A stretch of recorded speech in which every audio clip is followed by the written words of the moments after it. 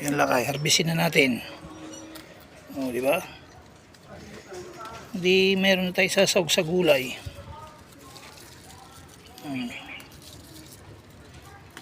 Yung mga mahaba na, bilis umahaba na, katulad nitong haba na. Oh.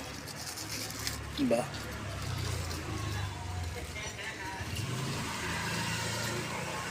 Mas gugulayin natin to ngayon. Lagyan natin ng bagoong. Ayan. Kalbuin natin ulit. Mga ilang linggo lang yan.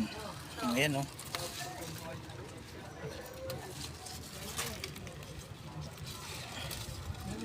Ayan, tira natin to kasi maliliit pa.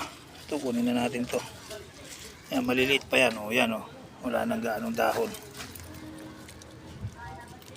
Yan, maliliit pa yung dahon niya. Tira natin yan para sa susunod. Ito yung harvest natin ngayon.